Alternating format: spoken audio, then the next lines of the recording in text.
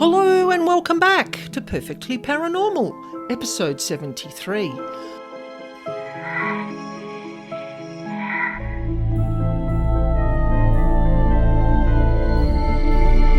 My name's Annaschmidt, and I'm here every week to share with you true paranormal encounters and information about devils, demons and dark energy beings that no one else talks about. And today we are unlocking prisons, jails and paranormal entities roaming around these facilities and what they get up to behind bars. And I have two experiences to share with you today. One is a local happening from a historic convict jail here in Tasmania. And I also, this was a very interesting experience.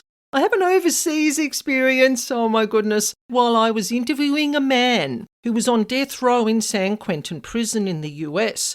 This was from round about mid-2023.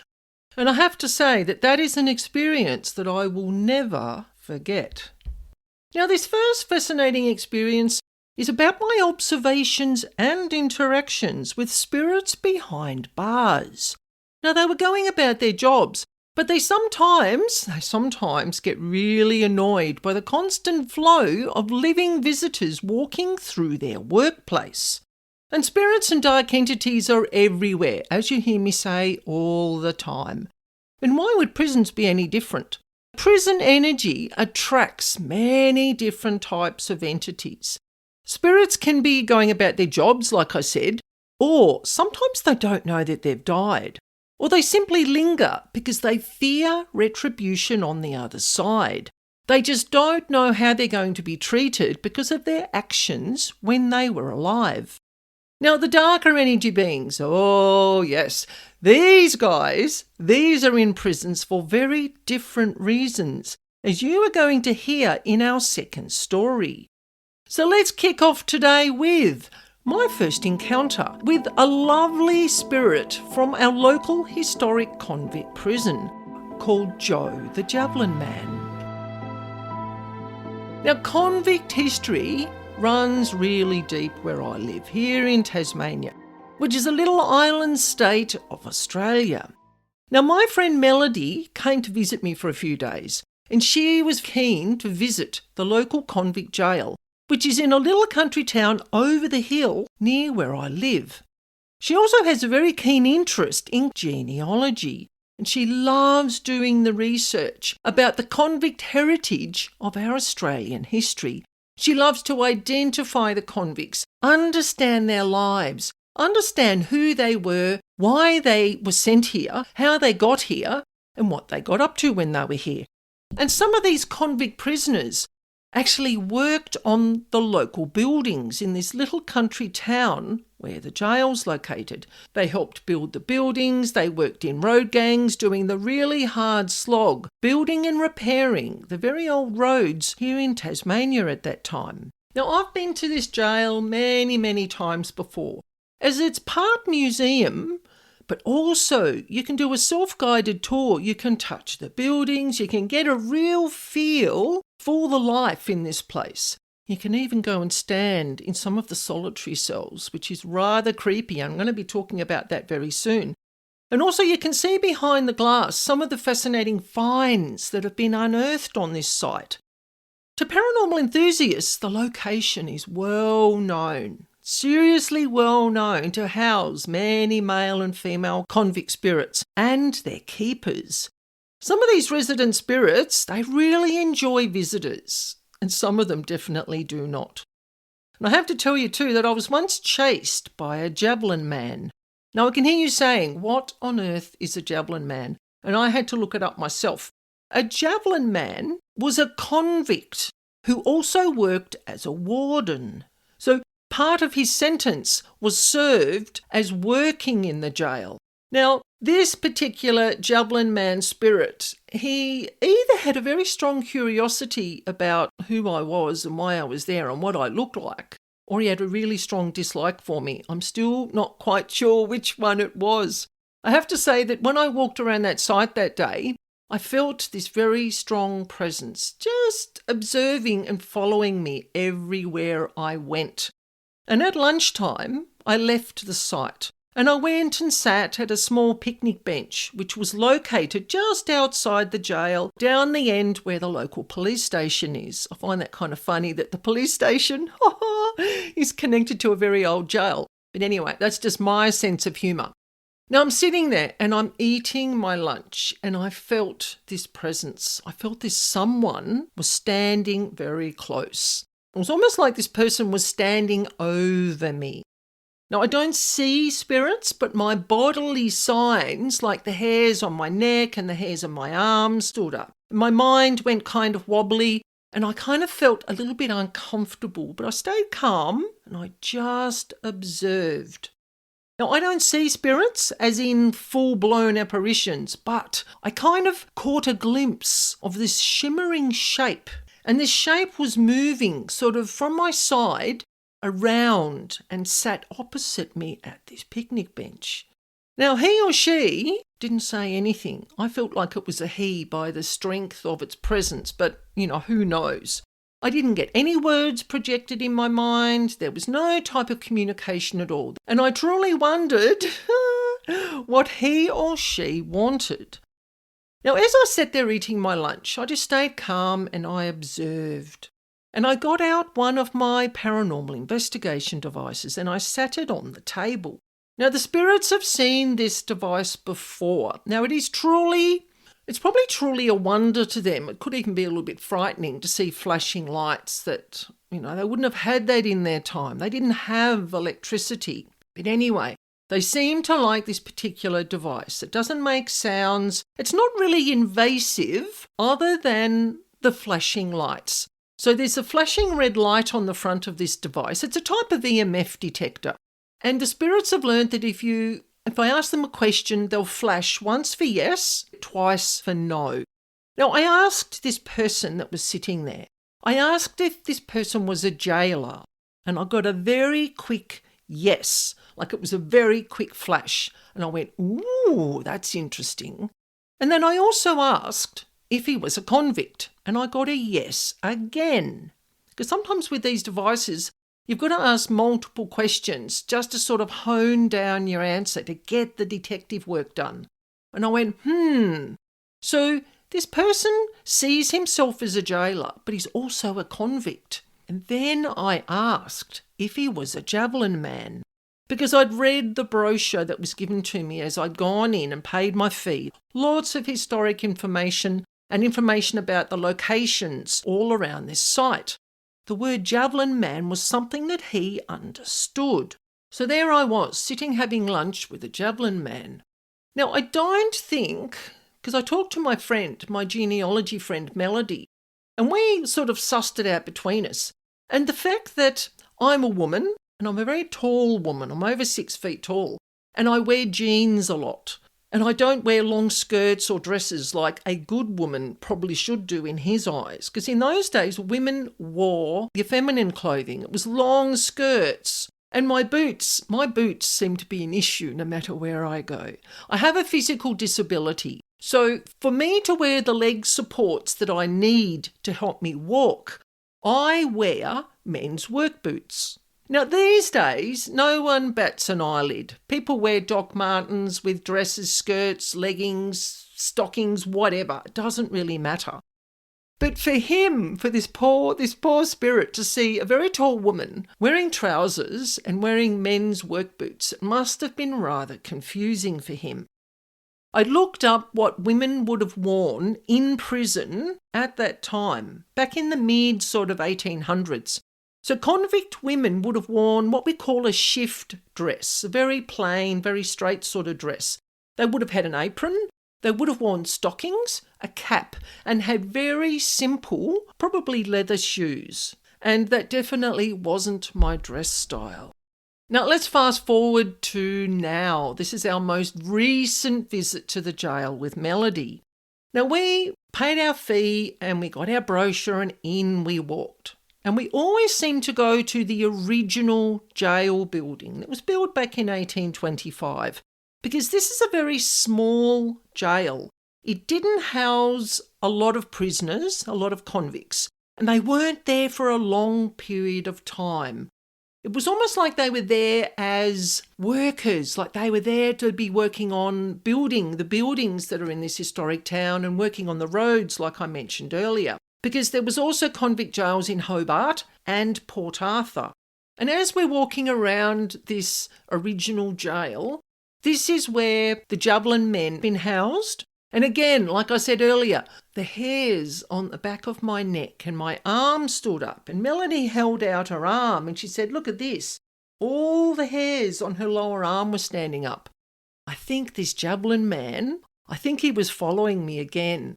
Like I wondered if it was the same person, because there would have been a lot of Javelin men. There would have been a lot of male spirits there. And we just kind of looked at each other and went, it's a very strong presence. And it was standing very close. So it felt like someone, they were guarding the place. Even in spirit, a lot of spirits are still on duty. This is what I find through a lot of my property clearing work I do.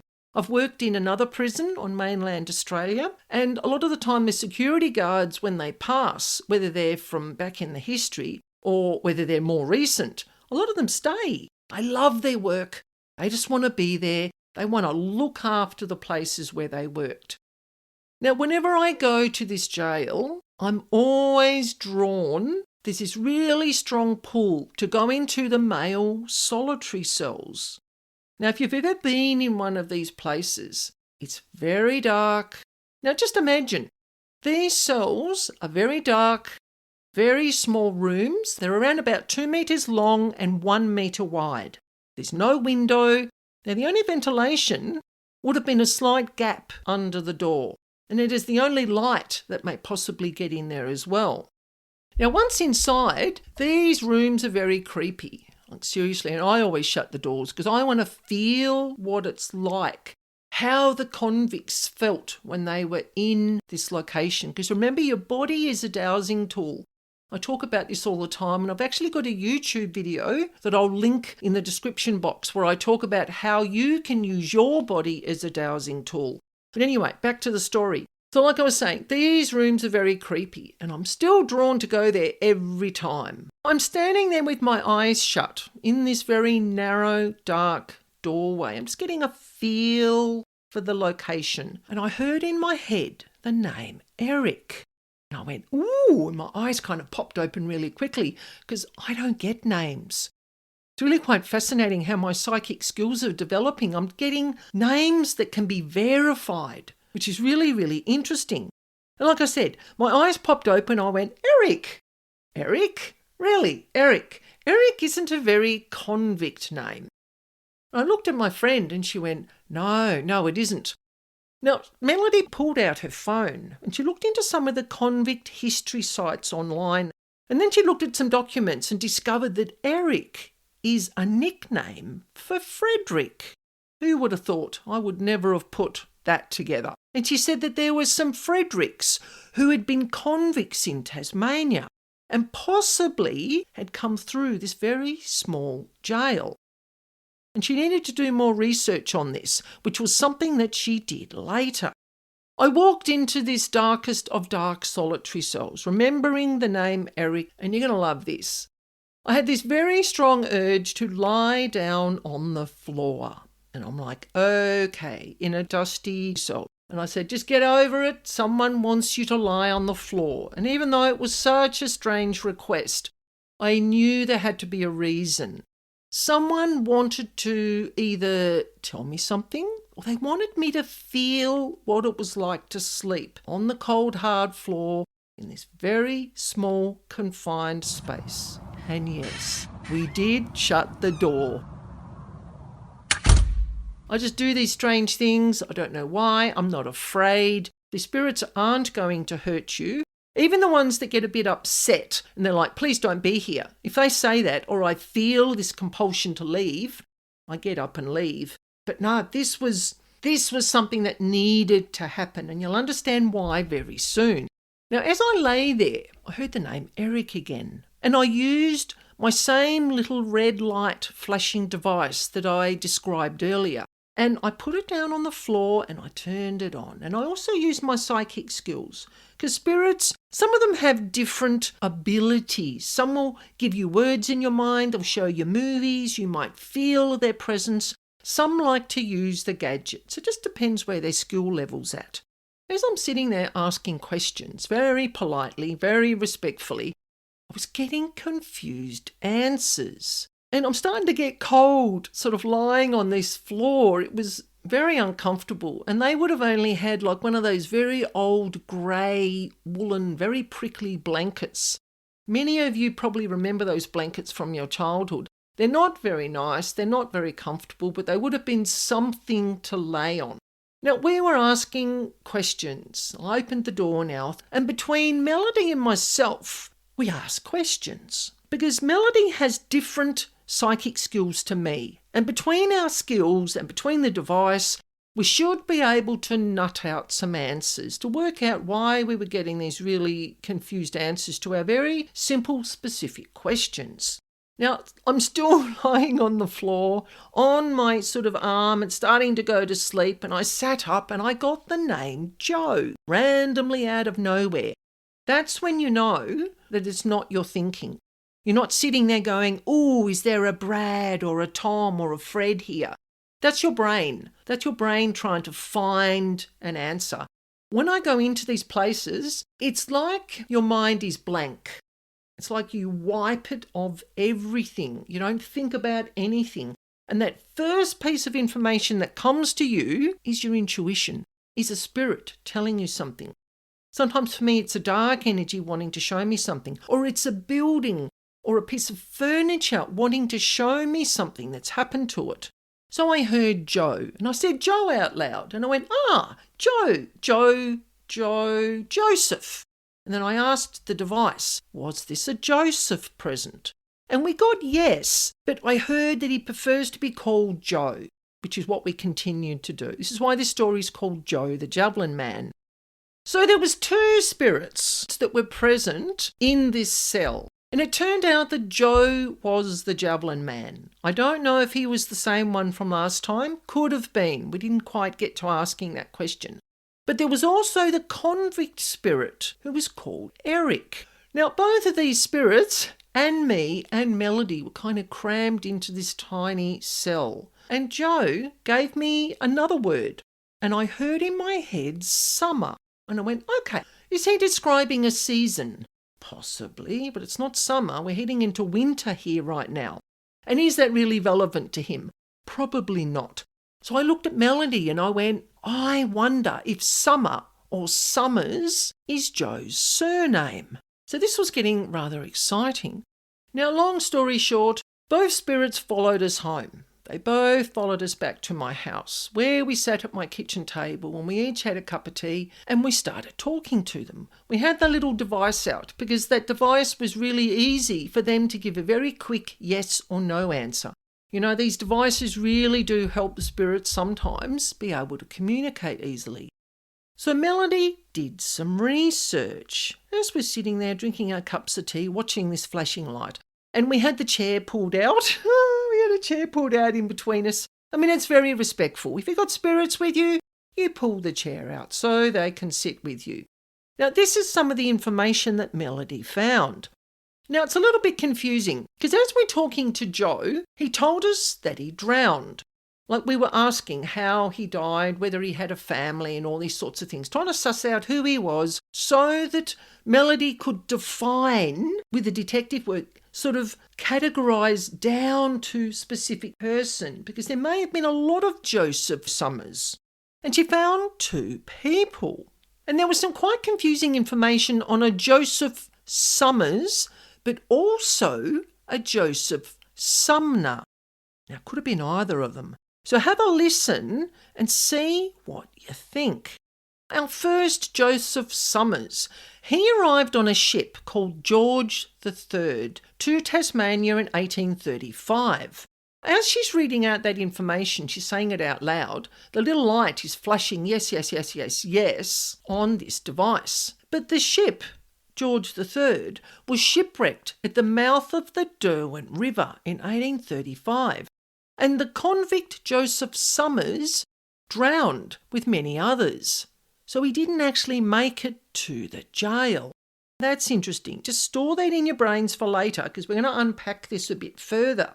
But the Joseph that we spoke to at my house, or at the jail actually, said that he'd actually drowned, but he couldn't tell us where because there's a river that runs behind the jail under this particular bridge. We asked him if he drowned there. Couldn't tell us. Had he fallen off the bridge and maybe hit his head and drowned? Couldn't tell us again. So was he that Joseph Summers, or was this Joseph Sumner, who arrived on a ship called Jupiter in 1833? And Melody said that the death records showed that there was someone with that name who drowned in 1833, and there was a death record at the Hobart Town Hospital. Joseph died at around the age of 27, and he was convicted of housebreaking and stealing. I think it was the first Joseph, because when you ask spirits questions like, how old are you? Obviously, unless they show you a number in your mind or they can whisper it in your ear, you've got to do the detective work. And I said to Joseph, did you die over the age of 40? And it was no. 2 flashes on the device. Did you die over the age of 20? And we got a yes.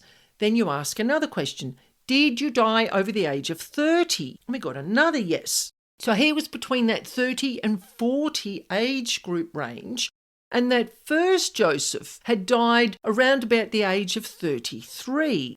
Now Melody asked, are these the same person, or are they 2 people with similar names and similar stories? Were both of these Joseph Summers and Sumners, were they both present at the Richmond jail? Like seriously, it wasn't very clear. The records weren't clear, and you can imagine there would have been a lot of convicts that came here and a lot of people with similar names. But you know what? It doesn't really matter because this spirit is present. He is here. For some reason, he's at the jail. Now, neither of these men actually made it to the jail. So we find that rather fascinating that they're actually there now. And these are some of the reasons why that I possibly think that he is there. And next time I go back, I'm going to write these questions down and I'm going to ask him, or if he comes to visit me here, because I'm sure if I called out Joseph Summers from the jail, if you'd like to come and visit tonight, you're welcome. He would possibly turn up here because spirits, once you invite them, they keep coming back. But that night when Joseph came and stayed with us for about 3 hours and we were talking with him, we were very defined that when the lights go out at bedtime, he's to please return back to the jail because we need our sleep. Because as you know, spirits don't sleep. They just wander, walk, doing their jobs, reading their books, whatever it is that spirits do. And their energy can be quite draining for us and it can sometimes disrupt our sleep. Now back to the questions. These are some of the things that I thought about. Did Joseph die knowing that he was going to this country town jail outside Hobart and just continued there in spirit form? Maybe he didn't know where else to go. That's one possibility. Why did he say he was a javelin man? If he hadn't even gotten to the jail, hadn't served part of his sentence, good behaviour, suitable to be a javelin man, maybe he wanted to be one and he took up the post in the afterlife. Who knows? That's something I'll have to ask him. Was this spirit named Joe and he just gave a false surname? Doesn't he know his surname? Did I get it wrong? Why didn't Joe transition into the afterlife when he drowned or when they both drowned in the river? Maybe he thought, or they thought, that they wouldn't be accepted because there'd been criminals in this lifetime. Maybe they thought they'd be punished or they'd go to hell, or sometimes they just don't know. And if they've led a life of crime for a long, long time, what I find is that once people pass from their physical bodies, when they're still in the earth reality, they continue doing what they did when they were alive. This has happened quite a lot. I've observed this over a lot of different experiences. So who knows? Or was this another type of entity pretending to be a spirit? That is always a possibility. I never 100% trust when someone says something, even the spirits using those devices.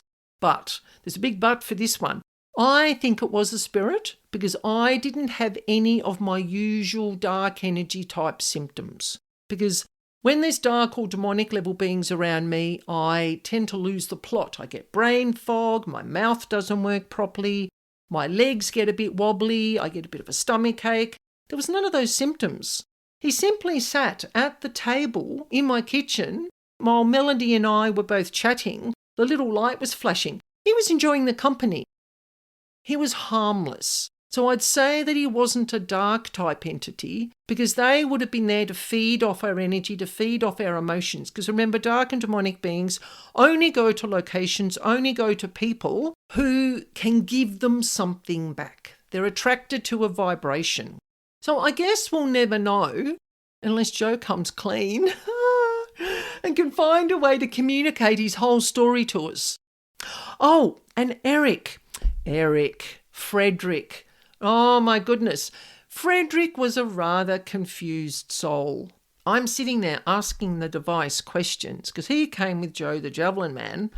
And Eric really didn't quite understand. He'd give us one answer and then he'd change his mind and he didn't quite know. And Melody was picking up that he may have had some sort of intellectual disability, even though we were asking very short, very specific, very simple questions. Even though we sort of reworded them and he kept changing the language and we kept it short and simple, he consistently gave really strange, irrelevant answers. Now, this is interesting. He showed Melody in her mind rolling hills and lush meadows. Now, Melody has been to the UK, and this is where Eric would have come from. So was he showing her something that she would understand? Because she kept looking at me, and it was like she was looking at me, but she kind of wasn't looking at me. When you get these 3D movies going in your mind, you can be looking at a person with your eyes, but you've got this movie happening in your head. And 2 or 3 times she said, I've just got rolling hills and lush meadows. It looks like the English countryside.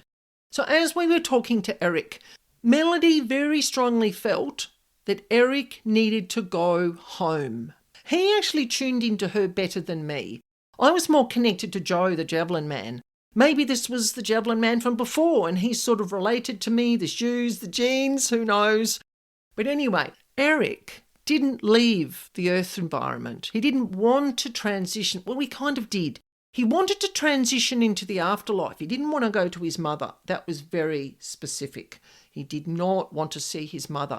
But he needed to go home.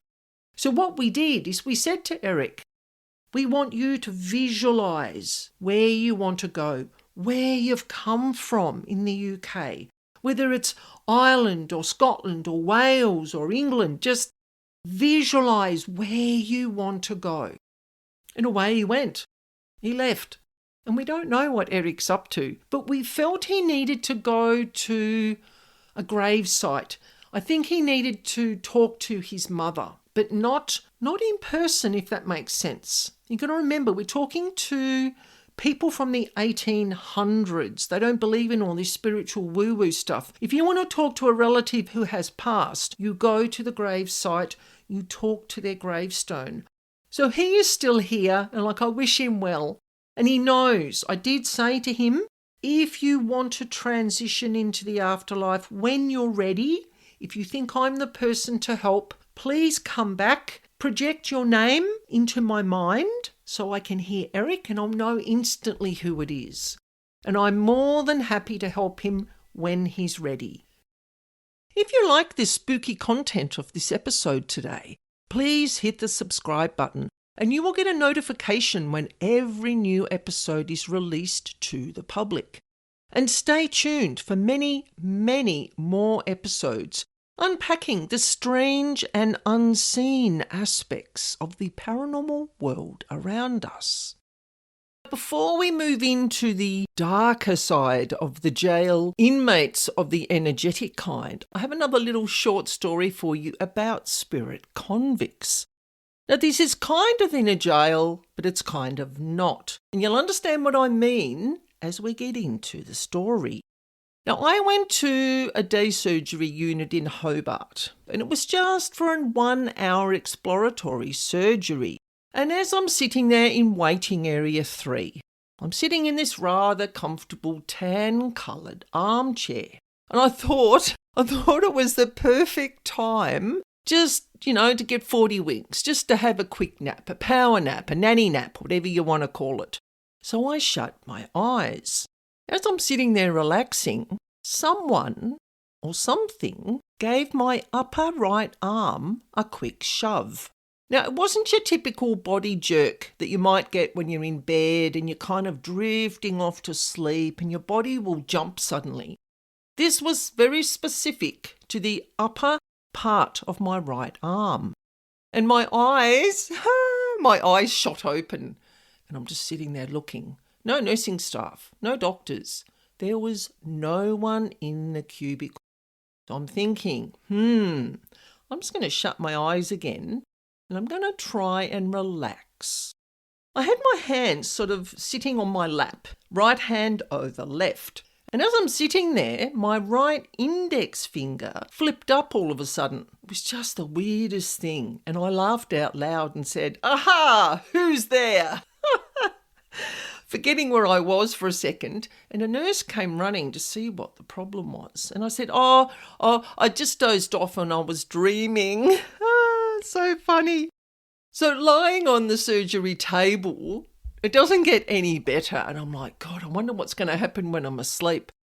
Now, the anaesthesiologist gave me the needle in my right hand, as they do, in the back of your hand. And as I'm dozing off to sleepy land, I felt this very firm squeeze on my right shoulder. There's nothing I could do about it because I was in that state of drifting off into that very sleepy state. When you have those anaesthetics, you're literally gone in about 10 or 15 seconds. So fast forward. About an hour and a half later, I'm in the recovery room, lying on the table as you do, and the recovery room nurse spoke to me, and they try and bring you out of that sort of drug-induced state. They're going, "Anna, wake up, dear, time to wake up." And the first words that popped out of my mouth were, "You've got spirits in this building." And she'd already turned around and sort of was walking away because she could see my eyes open and I was responsive. She just stopped. And she turned and she looked at me blankly. Now I could see the cogs in her mind turning. "Well, that would be right, dear," she said. "After all, this site was originally part of the Hobart jail complex back in the mid-1800s.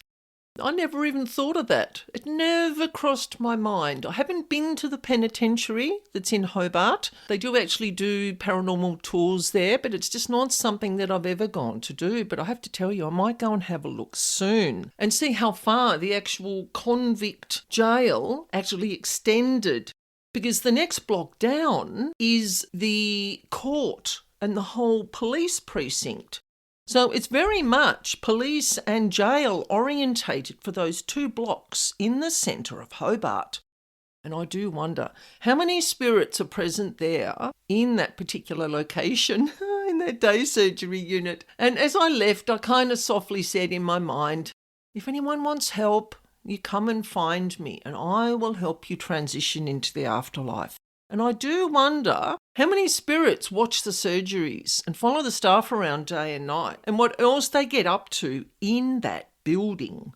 Do they go and visit the police down in the next block? Do they go and sit in court and watch the proceedings? It's really quite funny when you think about how many spirits there are in this reality and what they get up to. So let's shift our focus now and step into the darker side of prisons and their invisible inhabitants. As you can imagine, prisons carry a lot of anger, a lot of pain, a lot of suffering, and a lot of trauma for the living and also the non-living that are there. The buildings and the living inhabitants, their daily actions and their goings-on and their detrimental behaviours, as you can imagine that too, can be a prime target and draw card for the energetic paranormal feeders. Because remember, these dark and demonic level beings feed off particular vibrations, particular frequencies that amass in locations. So this leads us into our second experience. This was an interview that I did with a man who is on death row in San Quentin prison, which is located in California in the US. Now, we were supposed to just have a simple chat and just talk about some of his paranormal experiences, because he had experienced a lot of sleep paralysis in his life. But after the interview, I had some rather interesting goings-on in my home that I had no idea was going to happen. You'd think I'd know. You'd think I would work it out. So I've called this slightly unsettling experience Death Row Devils. I met George Anthony Hernandez through a social media platform where he was part of a podcasting group, just the same as me, just the same as many other people. Now, I don't judge people, and he wanted to share some of his fascinating paranormal experiences. So we organised a time when he would have access to the jail's assigned tablet, and we could do the recording. So if you want to hear George's full story, where he talks about his sleep paralysis experiences in depth, you can check out episode 35 of this podcast. Now, I set up the recording in my mind energetically to only focus on George, because I'd had some experiences with energy beings observing, coming to my home, wanting to know who I was and what I was up to. Because remember, they pick up on your vibe. And people who do psychic work, or they're energy healers or house healers, our energy shines in a different way. And sometimes these beings, they're either curious or they're feeling a bit threatened, which is what I found out later on. Now, at this location, as you could imagine, you're talking death row. You're talking about a prison. And I knew there would possibly be large numbers of paranormal entities because of their deeds and their actions. Now, I didn't look at the address, a photo of the prison, or anything related to the place. I did no research, because one of my triggers when it comes to the paranormal is that if I look at an address or a photo, even a person or a place, and I've been employed to do a clearing job, then the energies start coming instantly. They know, and they get in my face, and I didn't want that happening. So during the recording, I felt fine, and the interview went really well. After the recording, that's when things changed, and I felt and observed some very strange occurrences in my home, and specifically around me. I felt very, very odd. Now, you'll hear me often talk about physical body symptoms of paranormal presence. Some people get disturbances in their mental health. Some people have emotional disturbances. I have very physical changes in my body when there's, especially the demonic level beings around. My speech will change. I almost sound like I'm drunk. My words will slur. My jaw kind of slips out of alignment. I have trouble walking. They just kind of affect my bodily balance. And I'll get brain fog, I might get a slight stomach ache, I might get a slight headache in my brow chakra area.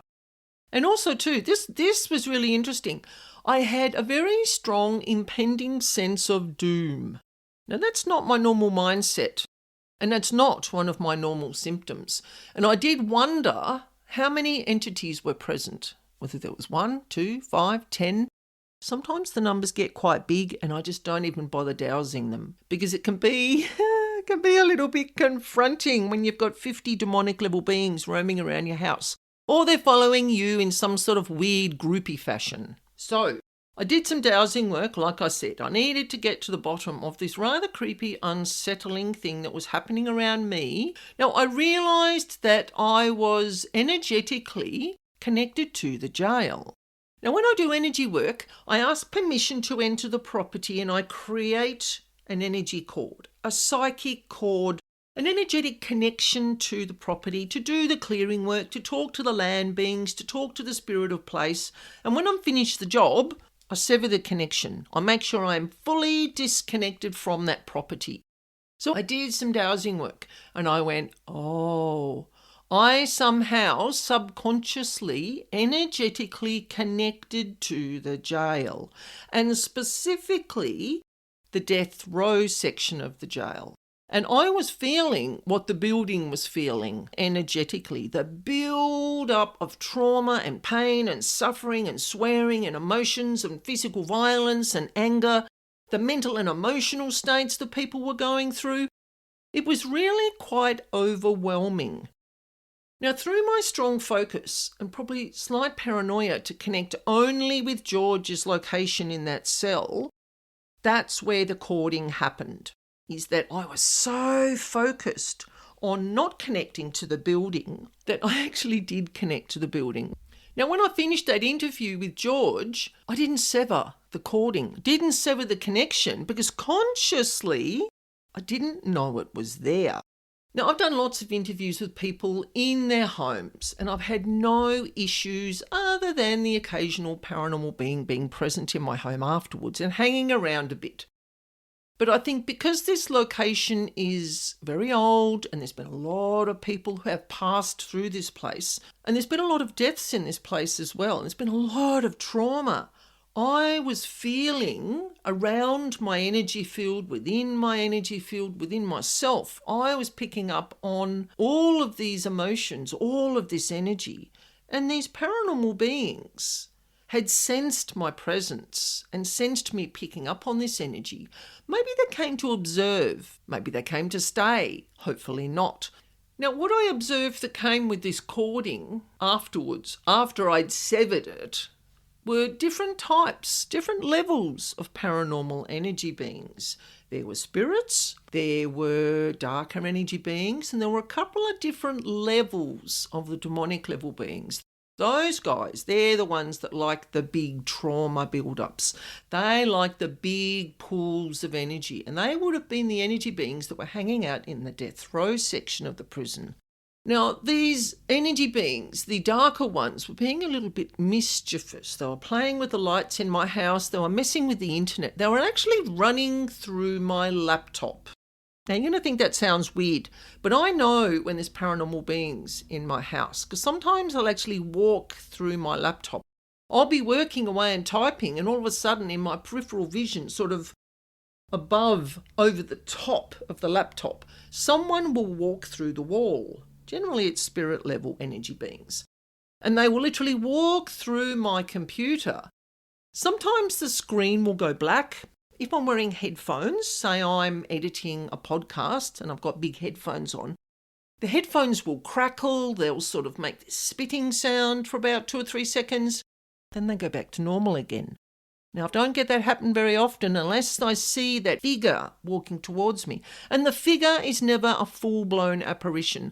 I don't see them that way because I'm very energy connected. So I'll actually see this wavering energy walking towards me for about 3 seconds and then it sort of dissipates. So over the next, the next hour and a half, I had a mass conversation addressing all spirit level beings. Most of these beings who had passed in the prison, they were just looking to be transitioned into the afterlife. They just wanted to be with their friends and their families and their pets and their partners. They're the easy ones to work with. Now, the darker entities, these are just your dark energy beings. These are like your lower ranking dark beings. They're a little bit like catching a band of naughty marauders. They kind of roam around your house, they're flickering the lights, they kind of trip you up, you bang into things. Remember I said I'm very physically disorientated by the darker end of the paranormal entities. So I had a conversation with these beings as well, because remember, respect goes a long way when you're working with paranormal entities. You just stay calm and you think logically, how can I address these beings in a way that they will understand and that they will honour? Now, what I did is that I kind of bribed them, which is probably not a good word to use, but it did work. So what I did, there was a group of them. I think there was about 10. So what I did was that I released some of their emotional baggage. And in return for me giving them that gift, they had to honour my request. And that request was that they left me, left my home, my property, and just simply went back out into the human environment, never to return here again. They went. That was simple. That was easy. Then we moved to the higher ranking demonic level beings. Now there were two present and they were simply glued to me. It was really unusual because I don't carry a lot of emotional baggage. I don't have any severe trauma. I've done a lot of work on myself. So it was interesting that they stuck to me. Now the demonic beings liked their location at the prison and they didn't fancy the idea of an energy worker stepping into their domain. So their problem was that they felt threatened. The darker energy beings, they didn't care. They're just naughty. They just like to trigger us and like to sort of sit back and giggle and watch us. So these beings liked their location. They got very upset when they thought that an energy worker was stepping into their domain. Now, I've had this happen before, and I knew exactly what to do. So I sat at my kitchen table, which is my workspace, and I very humbly explained the situation. And I said that I wouldn't be visiting that site again. I was simply interviewing that man. I had no interest in the prison. I have no interest in what goes on in the prison, and that I am not a threat to them. Because they had got very annoyed, very defensive, and once they realised and sort of unruffled their feathers, they went, "Oh, so is that all? You're not coming back again?" And I went, "No, I simply wanted to talk to George. We're just having a conversation. I will not be visiting the prison again." And within about 10 seconds, they're gone. My brain started to come back to normal, no brain fog. My mouth, it's funny how my speech slurs and I have trouble with my talking when there's paranormal beings around. It's actually a very handy sign, but it can be quite annoying. My speech came back to normal. My balance came back to normal. I can actually walk in a straight line again. So that was interesting that those beings felt that I was a threat. Never ceases to amaze me how demonic level beings can find a very humble human woman a threat. Anyway, now this world holds a continuous fascination for me and for other people of intertwined dimensional aspects. And you never know what you're going to come across next. You simply just don't know what is around the corner. And I actually love having these experiences because remember, I'm a paranormal addict. But the more important thing is that I can share my experiences with you, to give you an understanding of what is out there and why they behave the way they do. So in episode 74, we are navigating roads, highways, accident sites, and the paranormal influences who can inhabit travel points along the way. We're going to talk about why they're there, what they get up to, and how to navigate trauma and accident sites on or by major highways. So come and join me for episode 74 and learn something new about the paranormal world around us. So thank you for joining me today. And don't forget, if you want to share a paranormal experience just with myself, or you would like me to share one of your experiences through my podcast, you can do a voice recording, or you can write out your experience and I will read it exactly as you have written. You can email me at spiritualbeing44@gmail.com. And for information on paranormal house clearing, you can visit my website, Spiritual Being.